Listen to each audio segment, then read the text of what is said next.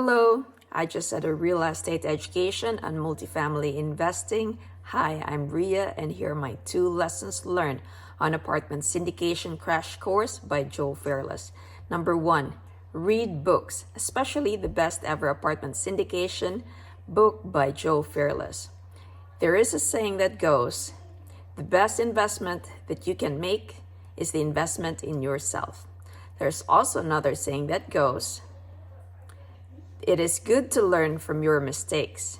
However, it is best to learn from other people's mistakes. That's from Warren Buffett. Especially with dealing money, it is best that you equip yourself with education and continue to shop real estate before purchasing your apartment. Lesson 2.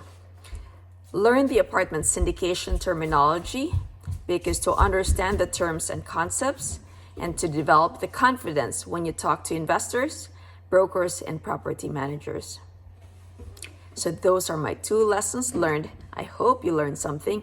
Please don't forget to subscribe to my channel, and you can also download a free section of my book, Apartment Syndication, down in the link below. Take care and God bless.